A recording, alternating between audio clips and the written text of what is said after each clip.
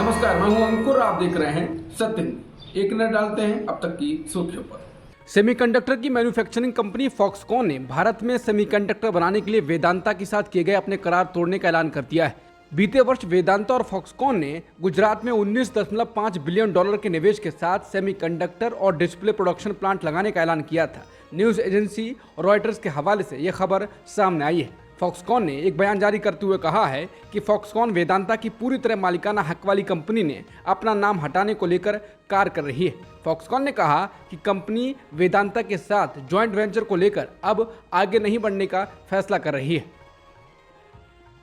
Live law की report के अनुसार सीनियर एडवोकेट दुष्यंत दवे ने सोमवार को उन अपराधों में शामिल लोगों के परिवारों पर बुलडोजर न्याय के प्रभाव के बारे में चिंता व्यक्त की है, जिनके घर ध्वस्त कर दिए गए हैं। साथ ही उन्होंने सुप्रीम कोर्ट से इस बात पर कानून तय करने का आग्रह किया कि क्या राज्य द्वारा विशेष रूप से समाज के एक विशेष वर्ग को निशाना बनाने के लिए ऐसी शक्तियों का प्रयोग किया जा सकता है। लाइव लॉ की रिपोर्ट के अनुसार उन्होंने कहा, मध्य प्रदेश के जिस व्यक्ति को आदिवासी समुदाय के किसी व्यक्ति पर कथित तौर पर पेशाब करने के आरोप में गिरफ्तार किया गया था, उसने जो किया वो घृणित था, लेकिन अधिकारियों ने उसके घर के एक हिस्से को ध्वस्त कर दिया जो वह नहीं कर सकते थे। इस परिवार के बारे में क्या कानून तय करने की जरूरत है। उन्होंने कहा कि इस न्यायालय ने आश्रय के अधिकार को जीवन का अधिकार कहा है। कानून को इस तरह अपने हाथ में नहीं लिया जा सकता। समाज के किसी खास वर्ग को इस तरह कैसे निशाना बनाया जा सकता है। जस्टिस BR गवई और जस्टिस JB पारदीवाला की पीठ दिल्ली के जहांगीरपुरी में अप्रैल में प्रस्तावित विध्वंस अभियान से संबंधित याचिकाओं पर सुनवाई कर रही थी, लेकिन अंततः शीर्ष अदालत ने इस पर रोक लगा दी। पीठ साथ ही आरोपी व्यक्तियों के घरों को गिराने वाले राज्यों के खिलाफ एक अलग याचिका पर भी सुनवाई कर रही थी। मद्रास हाईकोर्ट में पत्नी को गुजारा भत्ता दिए जाने से जुड़ा एक मामला आया है। हाईकोर्ट ने कहा कि भले ही शादी वैध नहीं है, फिर भी दूसरी पत्नी और दूसरी शादी से पैदा हुए बच्चे CRPC की धारा 125 के तहत मेंटेनेंस यानी गुजारा भत्ता पाने के हकदार हैं। कोर्ट ने कहा कि CRPC की धारा 125 के प्रयोजन के लिए पहले याचिकाकर्ता को पत्नी और दूसरे याचिकाकर्ता को प्रतिवादी का बेटा माना जा सकता है। इसलिए ट्रायल कोर्ट का निष्कर्ष है कि याचिकाकर्ता प्रतिवादी से भरण पोषण पाने का हकदार है। मद्रास हाईकोर्ट ने ट्रायल कोर्ट के उस आदेश को बरकरार रखते हुए टिप्पणी की जिसमें एक व्यक्ति को अपनी पत्नी और उनके बेटे को 10,000 रुपए का मासिक गुजारा भत्ता देने का निर्देश दिया गया था। केंद्र सरकार ने अनुच्छेद 370 हटाने के खिलाफ सुप्रीम कोर्ट में दायर याचिकाओं पर आज अपना जवाबी हलफनामा दायर कर दिया। गृह मंत्रालय ने हलफनामे में कहा है कि जम्मू कश्मीर पिछले 3 दशकों से आतंकवाद का दंश झेल रहा था। इसको खत्म करने के लिए अनुच्छेद 370 हटाना ही एकमात्र उपाय था। केंद्र सरकार ने हलफनामे में कहा है कि अनुच्छेद 370 को कमजोर करने के उसके फैसले से क्षेत्र में अभूतपूर्व युग का विकास, प्रगति, सुरक्षा और स्थिरता आई है। केंद्र ने जवाबी हलफनामे में कहा है कि आज घाटी में स्कूल, कॉलेज, उद्योग समेत सभी जरूरी संस्थान सामान्य रूप से चल रहे हैं, जबकि हड़ताल, पथराव और बंद की पहले की प्रथा अब अतीत की बात हो गई है। केंद्र ने अपने हलफनामे में इस बात पर भी जोर दिया है कि 3 दशकों से अधिक की उथल पुथल के बाद जीवन सामान्य स्थिति में लौट आया है। केंद्र ने सुप्रीम कोर्ट के सामने ये भी कहा है कि इतिहास में पहली बार जमीनी स्तर पर लोकतंत्र को मजबूत करने की दिशा में एक कदम के रूप में जम्मू और कश्मीर में विधिवत निर्वाचित 3 स्तरीय पंचायती राज प्रणाली स्थापित की गई है। केंद्र द्वारा उपलब्ध कराए गए आंकड़ों में 2018 के आंकड़ों की 2022 के आंकड़ों से तुलना करते हुए कहा गया है कि कानून और व्यवस्था की घटनाओं में 97.2% की कमी आई है और आतंकवादी घटनाओं में 45.2% की कमी आई है। सुप्रीम कोर्ट कथित आबकारी नीति घोटाले में CBI और ED द्वारा दर्ज मामलों में आम आदमी पार्टी के नेता मनीष सिसोदिया की जमानत याचिका पर 14 जुलाई को सुनवाई करने के लिए सोमवार को सहमत हो गया है। मुख्य न्यायाधीश जस्टिस DY चंद्रचूड़ और जस्टिस PS नरसिम्हा ने सोमवार को कहा कि वो 14 जुलाई को बेल याचिका पर सुनवाई करेंगे। समाचार एजेंसी PTI के अनुसार मनीष सिसोदिया की ओर से वरिष्ठ वकील अभिषेक सिंघवी कोर्ट में पेश हुए। उन्होंने सिसोदिया की पत्नी के गंभीर रूप से बीमार होने का हवाला देते हुए मामले की सुनवाई की अपील की। दिल्ली में अधिकारियों के तबादले और पोस्टिंग से जुड़े केंद्र सरकार के अध्यादेश पर सोमवार को सुप्रीम कोर्ट ने केंद्र सरकार को नोटिस जारी किया है। कोर्ट ने केंद्र सरकार को इस पर 2 हफ्ते में जवाब देने को कहा है। बता दें, सुप्रीम कोर्ट में इस अध्यादेश के खिलाफ दिल्ली सरकार की याचिका पर सुनवाई हुई। CJI DY चंद्रचूड़ और जस्टिस PS नरसिम्हा की खंडपीठ इस मामले में सुनवाई कर रही है। इस पर बहस करते हुए दिल्ली सरकार के वकील अभिषेक मनु सिंघवी ने अध्यादेश पर रोक लगाने की मांग की थी। मुख्य न्यायाधीश DY चंद्रचूड़ ने कहा है कि हम इस पर नोटिस जारी कर रहे हैं। उन्होंने विस्तार से सुनवाई की जरूरत बताते हुए इस मामले पर 2 हफ्ते बाद सुनवाई की बात कही। सुप्रीम कोर्ट ने उपराज्यपाल के वकील के अनुरोध पर उन्हें भी मामले में पक्ष बनाया है। दिल्ली अध्यादेश के मामले में सुप्रीम कोर्ट में सुनवाई के दौरान जमकर बहस हुई है। दिल्ली सरकार के वकील अभिषेक मनु सिंघवी ने कहा है कि अध्यादेश के बाद नई व्यवस्था में 2 अधिकारी मिलकर मुख्यमंत्री की बात को भी काट सकते हैं। उसके बाद वो मामला उपराज्यपाल को भेज दिया जाएगा, जो कि दिल्ली में सुपर सीएम जैसे हैं। सिंघवी ने कहा कि इसी अध्यादेश के आधार पर 471 लोगों को उनके पदों से हटा दिया गया है। इन लोगों में से कई तो ऑक्सफोर्ड जैसे विश्वविद्यालय से शिक्षित हैं। इस पर भी सुनवाई होनी चाहिए। सिंघवी ने यह कहकर पीठ को समझाने का प्रयास किया कि न्यायालय द्वारा कानूनों पर रोक लगाने के कुछ उदाहरण हैं। उन्होंने कहा कि अध्यादेश ने चुनी हुई सरकार और मुख्यमंत्री की भूमिका को कम कर दिया है। इस संदर्भ में उन्होंने सरकार द्वारा नियुक्त कई सलाहकारों को बर्खास्त करने के एलजी द्वारा हाल ही में लिए गए फैसलों का जिक्र किया।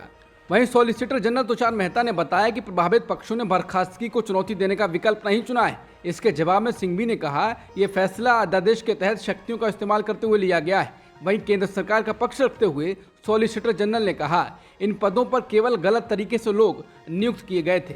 विधायकों के पति पत्नी आप पार्टी के कार्यकर्ताओं को गलत तरीके से काम पर लगाया गया था। इस पर सीधे सुप्रीम कोर्ट में सुनवाई नहीं होनी चाहिए। जो प्रभावित हैं वो हाई कोर्ट जा सकते हैं। ये मांग याचिका में नहीं है। यहाँ पर नई बात कही जा रही है। हालांकि दोनों पक्षों की दलीलें सुनने के बाद मुख्य न्यायाधीश डीवाई चंद्रचूड़ ने कहा कि हम इन 437 सलाहकारों को हटाने के संबंध में केंद्र सरकार को जवाब दाखिल करने के लिए समय देंगे।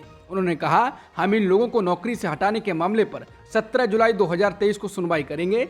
वहीं अध्यादेश पर 2 हफ्ते बाद सुनवाई होगी। मणिपुर में हो रही हिंसा पर सुप्रीम कोर्ट ने सोमवार को सुनवाई की। सुनवाई में सुप्रीम कोर्ट ने कहा कि हम कानून व्यवस्था अपने हाथ में नहीं ले सकते हैं। ये केंद्र और राज्य सरकार का जिम्मा है। सुनवाई के दौरान सॉलिसिटर जनरल तुषार मेहता ने सुप्रीम कोर्ट को मणिपुर पर स्टेटस रिपोर्ट सौंपी। कोर्ट ने यह रिपोर्ट कुकी समुदाय के वकील को दी है और उनसे मंगलवार तक हिंसा को रोकने के लिए सकारात्मक सुझाव देने को कहा है।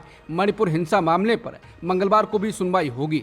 सुनवाई के दौरान कुकी समुदाय के वकील कॉलिन गुंजाल्विस ने दूसरे समुदाय पर हिंसा फैलाने का आरोप लगाया। इस पर सुप्रीम कोर्ट ने कहा कि इस कोर्ट का इस्तेमाल तनाव भड़काने के लिए नहीं किया जा सकता। हम राज्य की कानून और व्यवस्था अपने हाथ में नहीं ले सकते हैं। सुप्रीम कोर्ट ने कहा कि राज्य में सुरक्षा सुनिश्चित करना और केंद्र और राज्य सरकारों की जिम्मेदारी है।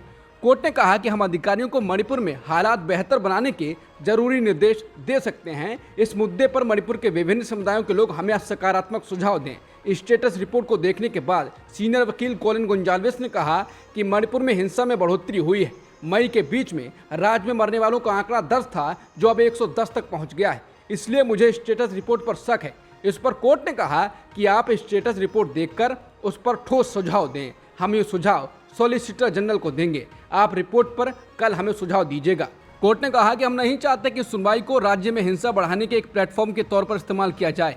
हम कानून और व्यवस्था नहीं संभालते हैं, ये हमारा काम नहीं है। कर्नाटक में जैन भिक्षु आचार्य श्री कामकारी नंदी की हत्या पर विवाद बढ़ रहा है।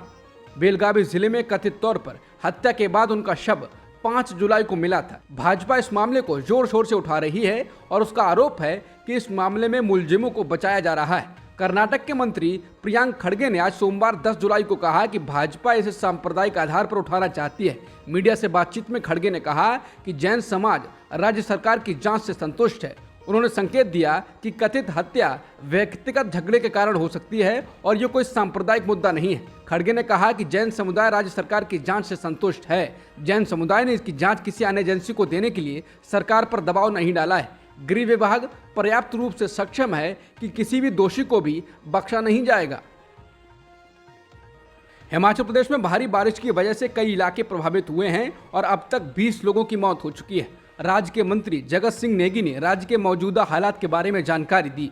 उन्होंने कहा कि अब तक 20 लोगों की मौत हो चुकी है। इनमें से ज्यादातर लोगों की सड़क दुर्घटनाओं की वजह से हुई है। भूस्खलन और अचानक आई बाढ़ से मरने वालों की संख्या ज्यादा नहीं है। मंत्री ने कहा कि कई राष्ट्रीय राजमार्ग, जिला और लिंक रोड समेत 1300 से ज्यादा सड़कें प्रभावित हैं। अगले 2 दिनों के लिए हम हाई अलर्ट पर हैं। वहीं पूरे उत्तर भारत में लगातार बारिश से सामान्य जनजीवन अस्त व्यस्त हो गया है, जिससे राष्ट्रीय राजधानी सहित सबसे बड़े शहरों में कम से कम 40 लोगों की मौत हो चुकी है। भारी बारिश के कारण कई राज्यों में हो रही तबाही के बीच पीएम मोदी ने कहा है कि उन्होंने वरिष्ठ मंत्रियों और अधिकारियों से बात की है और हालात का जायजा लिया है। पीएम कार्यालय ने एक ट्वीट में बताया है कि देश के कई हिस्सों में भारी बारिश से पैदा हुए हालात पर पीएम मोदी ने वरिष्ठ मंत्रियों और अधिकारियों से बात की है और हालात का जायजा लिया। स्थानीय प्रशासन, एनडीआरएफ और एसडीआरएफ की टीमें सभी की सुरक्षा के लिए काम कर रही हैं। इस बीच हिमाचल प्रदेश के सीएम सुखविंदर सिंह सुक्खू ने कहा है कि इस आपदा के कारण राज्य में 14 लोगों की मौत हो चुकी है। केंद्र सरकार द्वारा कर्नाटक की कांग्रेस सरकार को अन्न भाग्य योजना के लिए चावल देने से मना करने के बाद झटका लगा है। दरअसल केंद्र ने कर्नाटक सरकार की योजना के लिए चावल देने से मना कर दिया था और भारतीय खाद्य निगम यानी एफसीआई को बाजार में अनाज की ई नीलामी करने के लिए कहा था। हालांकि इंडियन एक्सप्रेस की एक रिपोर्ट के मुताबिक पिछले सप्ताह एफसीआई को ई ऑक्शन के तहत 3.86 लाख मीट्रिक टन चावल की पेशकश की गई थी, मगर उसे बहुत अधिक खरीदार नहीं मिले हैं। एफसीआई को ई ऑक्शन के तहत केवल 170 मीट्रिक टन चावल के लिए ही बोलियां प्राप्त हुई हैं। यानी एफसीआई को ई ऑक्शन में बोलीदाताओं को ढूंढने में संघर्ष करना पड़ रहा है। 5 जुलाई को ई ऑक्शन में एफसीआई ने 19 राज्यों और नॉर्थ ईस्ट फ्रंटियर क्षेत्र में 3.86 लाख मीट्रिक टन चावल बेचने की पेशकश की थी। हालांकि उपलब्ध जानकारी के मुताबिक एफसीआई को 3 राज्यों से ही बोलियां प्राप्त हुई हैं, जिनमें महाराष्ट्र, गुजरात और कर्नाटक शामिल हैं। लेकिन एफसीआई को ई ऑक्शन में शेष 16 राज्यों से कोई खरीदार नहीं मिला। कांग्रेस प्रवक्ता सुप्रिया श्रीनेत ने कर्नाटक को केंद्र के द्वारा चावल के लिए मना करने के बाद ई ऑक्शन में नहीं मिले खरीदारों के बाद केंद्र सरकार को निशाने पर लिया है। उन्होंने ट्वीट कर कहा है कि किसी के हक को मारने वाले का भला नहीं होता। ये एक अकाट्य और स्थापित सत्य है और इसका जीता जागता उदाहरण कर्नाटक से आया है। कर्नाटक चुनाव के दौरान कांग्रेस ने अन्न भाग्य योजना की गारंटी दी थी। इस योजना के अंतर्गत हर गरीब व्यक्ति को 10 किलो मुफ्त चावल उपलब्ध कराने का संकल्प था। सरकार बनाने के बाद जब उसको लागू करने का वक्त आया तो केंद्र की मोदी सरकार ने इसमें जबरदस्त अवरोध उत्पन्न किए और जन विरोधी मोदी सरकार ने एफसीआई को ये निर्देश दिया कि वो कर्नाटक की चुनी हुई सरकार को चावल ना बेचे। साथ ही एफसीआई को निर्देश दिया गया कि वो सिर्फ निजी क्षेत्र की कंपनियों को चावल बेचे। लेकिन विडंबना देखिए, एफसीआई ने ई ऑक्शन में 3,86,000 मीट्रिक टन चावल बेचने की बोलियां आमंत्रित की और बोली मात्र 170 मीट्रिक टन के लिए आई। इस चावल का औसत बिक्री दाम 3,175 प्रति क्विंटल आया, जबकि ओपन मार्केट सेल स्कीम के अंतर्गत कर्नाटक की कांग्रेस सरकार 3,400 रुपये प्रति क्विंटल देने के लिए तैयार थी। सुप्रिया श्रीनेत ने कहा, लेकिन हमारी सरकार कहां हार मानने वाली थी। हमने लोगों के अकाउंट में चावल के बराबर नगद पैसा ट्रांसफर कर दिया। अपनी बदले की राजनीति में भाजपा सरकार दलित, आदिवासी, गरीब के हक को भी स्वाहा कर रही है, पर आपकी ये घिनौनी राजनीति देश देख रहा है। 2024 दूर नहीं, बस कुछ ही दिनों की बात है। यूनिफॉर्म सिविल कोड यानी यूसीसी का सिखों की सर्वोच्च धार्मिक संस्था श्रोमणी गुरुद्वारा प्रबंधक कमेटी ने तीखा विरोध किया है। एसजीपीसी अध्यक्ष एचएस धामी ने कहा है कि ये सिखों की अलग पहचान व मर्यादा को मौजूदा हुकूमत की खुली चुनौती है। सिख कौम इसे हरगिज मंजूर नहीं करेगी। यूसीसी का एकजुट होकर पूरे देश के सिख विरोध करेंगे। उन्होंने कहा कि हम अन्य अल्पसंख्यकों को भी इस विरोध में शामिल करेंगे। धामी की अगुवाई में शनिवार देर शाम एसजीपीसी की एक विशेष बैठक समान नागरिक संहिता के विरोध पर बुलाई गई।